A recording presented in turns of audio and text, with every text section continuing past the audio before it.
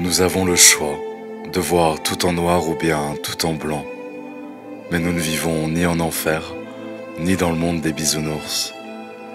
Nous avons donc le devoir et la responsabilité de prendre suffisamment de recul pour nuancer la réalité et y ajouter suffisamment de couleurs pour ne plus rester aveugle.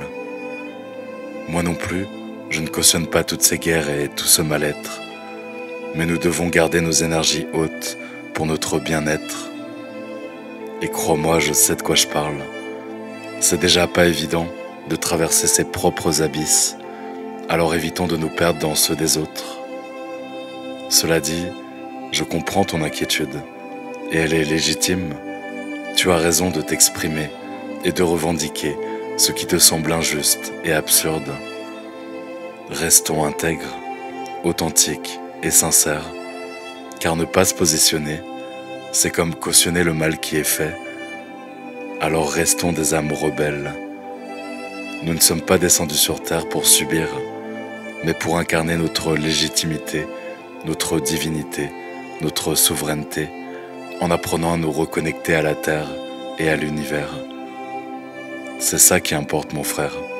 Faire de notre mieux, à notre petite échelle, avec un cœur suffisamment grand pour atteindre le ciel.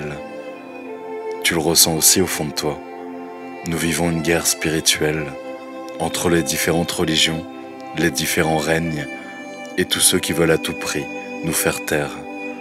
Mais cela ne pourra plus durer, car une bonne partie de la population mondiale est en train de s'éveiller et de retirer ses œillères pendant que les autres tergiversent.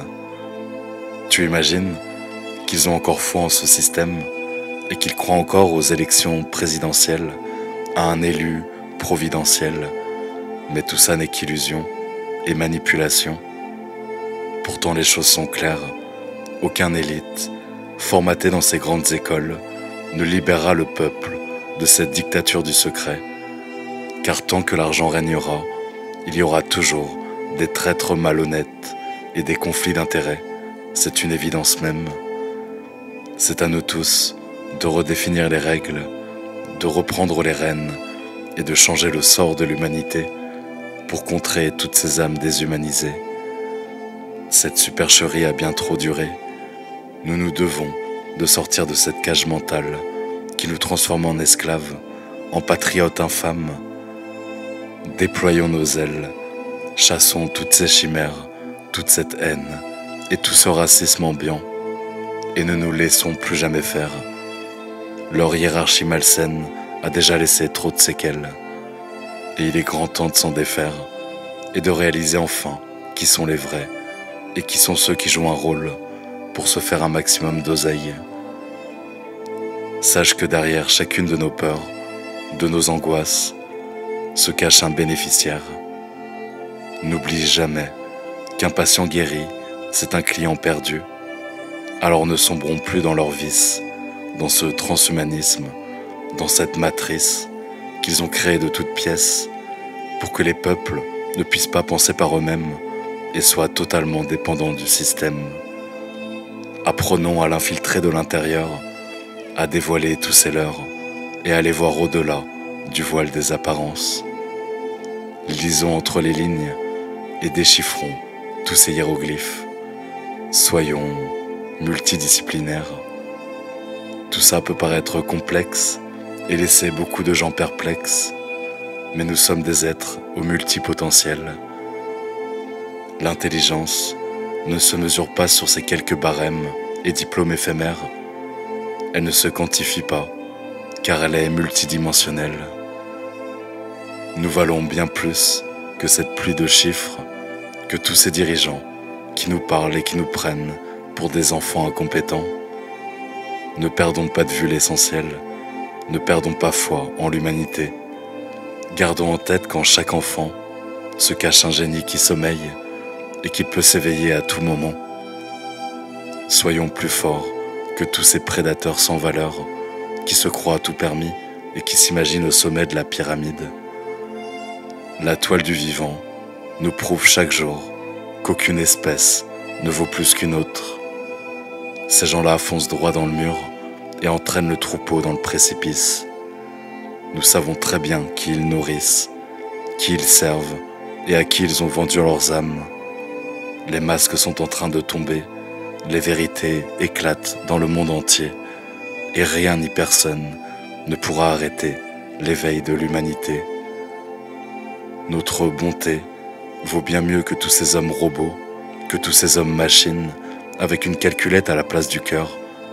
Ils n'ont aucune empathie, aucune sensibilité, comme s'ils avaient été lobotomisés et clonés. Ils ne vivent que pour des bouts de papier. Ce n'est plus pour le soleil, mais pour l'oseille qu'ils se lèvent le matin, comme s'ils ne ressentaient plus rien, comme si tous ces gens étaient éteints. Mais heureusement, nous sommes de plus en plus nombreux à ne plus vouloir traverser les âges sans faire de sentiments. Notre corps, notre âme et notre intelligence ne sont pas à vendre. Je le répète, au cas où vous nous preniez encore pour des marionnettes, nous ne sommes pas à vendre. Nous ne sommes pas là non plus pour enrichir l'Empire, pour travailler 40 années comme des gentils robots domestiqués. Nos vies nous appartiennent et votre PIB, comme tous vos billets, sont irréels. Nous avons bien mieux à faire, comme partager, s'entraider, avancer, co-créer une économie parallèle, naturelle. Nous ne voulons plus de cette croissance aliénante.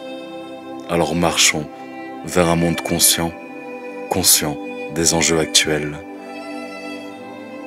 Nous ne voulons plus jouer à vos jeux d'ego, de pouvoir et d'éternel insatisfait, car vos avidités et vos cupidités ont suffisamment tué, ont suffisamment dévasté le vivant pour savoir qu'il est urgent de dépasser ce modèle complètement obsolète qui détruit la vie elle-même. Ensemble, et au fil des années, je suis convaincu qu'on peut tout changer, tout redistribuer, et ne plus être les esclaves d'une minorité qui nous considère comme du bétail bon marché. Ensemble, nous allons tout transformer, tout transcender, pour que les prochaines générations soient enfin libérées et véritablement éduquées par différents courants de pensée, par différentes philosophies, par différentes sagesses et par différentes médecines du monde entier.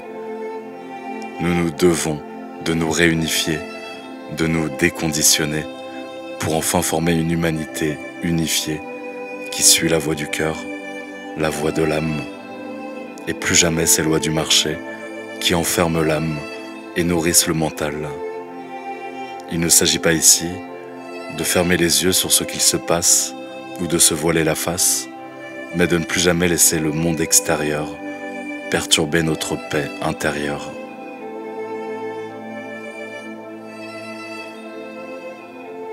PS, je me suis inspiré à travers ce texte de tout ce qui résonne en mon être, de tout ce qui m'anime, de tout ce qui réanime mon envie d'écrire, de m'exprimer face au monde entier à travers la voix des poètes pour guérir ce qui est inanimé. C'est un art oratoire créé au cœur de nos laboratoires pour émouvoir l'auditoire à travers ces quelques silences éloquents et toutes ces paroles qui ne manquent pas de tranchants. Vous connaissez ce besoin de liberté, ce besoin de sortir des sentiers pour se libérer de ce qui nous hantait, de toutes les erreurs de notre passé et de toutes celles de nos aînés, pour ne jamais plus oublier, pour tout changer, pour oser nous exprimer à travers notre singularité, notre authenticité, notre vulnérabilité. Cette sensibilité qui est en nous est le plus bel espoir de l'humanité. La bonté ne peut être achetée, elle est inaliénable et indomptable.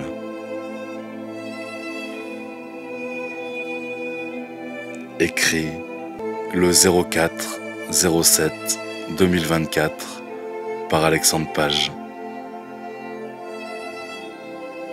Liberté d'expression, de compréhension et de création. interprété sur une musique de Yeshua, prophétique worship.